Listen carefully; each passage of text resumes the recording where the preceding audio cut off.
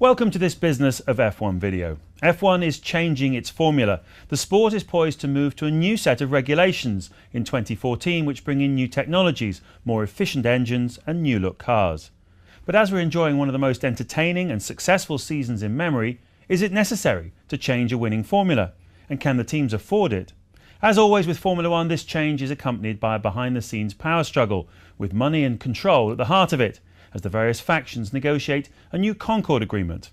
One key question is, who should make the rules? The teams, the governing body, or the commercial rights holder?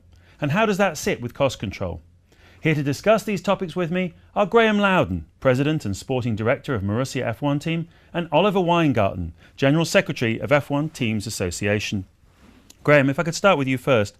These 2014 engines are obviously going to be very, very expensive. Is it worth the cost of changing? Well, to be honest, I wish I knew. I think whilst all the teams agree that it's fantastic for Formula One to be innovative and of course relevant, and that includes new and green technologies, what's unclear certainly to the teams at the moment is just how much the new engines would cost. And I think in the current climate, sustainability of the business environment of Formula One is equally, if not more important than technology or environmental impacts. In fact, you know, we're really at that stage. So, if the introduction of the new engines doesn't impact the sustainability of the teams, then yes, of course, it's a fantastic thing. So, you know, the hope is that we'll be able to get the best of both worlds, which is some great exciting technology, but not impact the sustainability of the teams. Well, what are we talking about at the moment? It's about 5 or 6 million or something for a supply of engines. We're talking about 3 or 4 times as much for the new technologies. Well, this is really what I say. And when I say I wish we knew, there's no firm proposal from any engine manufacturers. Not clear which manufacturers are going to make the engines, and from a team's perspective, we need that clarity to plan. Oliver, obviously the resource restriction agreement was brought in with all the teams and the governing body and the commercial rights holder.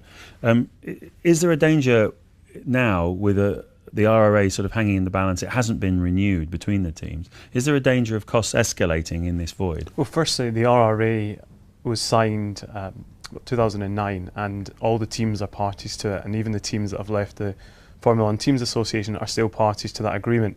And in Singapore 2010, all the teams agreed to make some changes but to extend it to 2017. So there's no issue in respect of the RRA lapsing. What we're actually discussing with the FIA is whether they might incorporate it into the sporting regulations, which would then enable them to levy a sanction in the case of a potential breach, because that's obviously where the teams have had some concern in the past as to what is the deterrent for potential breach. So the RRA is there. All the teams that are in the F1 environment at the moment are parties to it.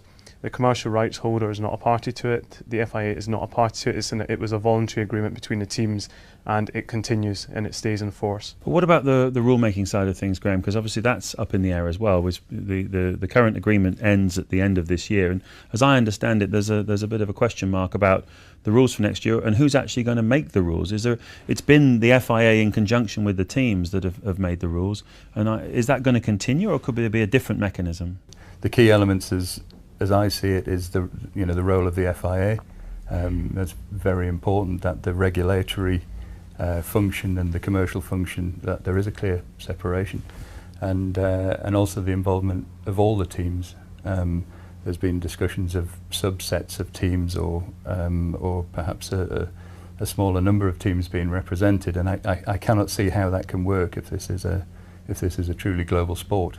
If you were to only choose a small subsection of those teams to represent all the teams, I just can't see how that could provide a level playing field for everyone to compete and move their businesses forward. And the process works very well, actually. If you look at the FIA, it's got the sporting working group, it's got the technical working group.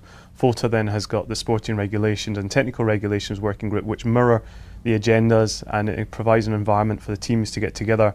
And we invite the non-FOTA teams to participate as well, but to discuss all the issues so that when they go to the FIA's working groups, it can be a lot more constructive.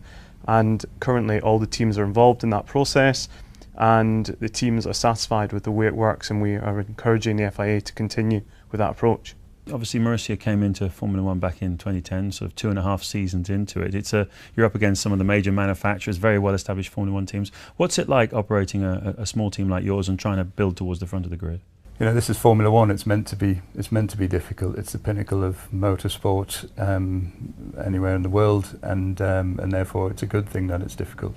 I think the thing, you know, one of the key things that I've noticed looking back over the 2.5-3 years is when we first entered, and Oliver mentioned the RRA, the agreement between the teams, is a good example.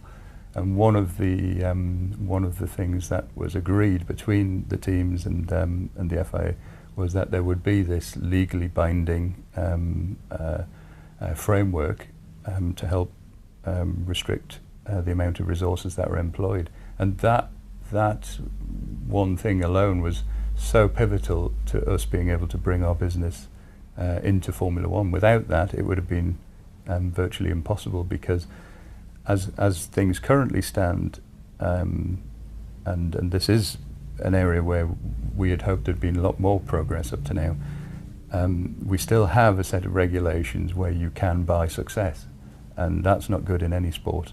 Thank you very much, gentlemen.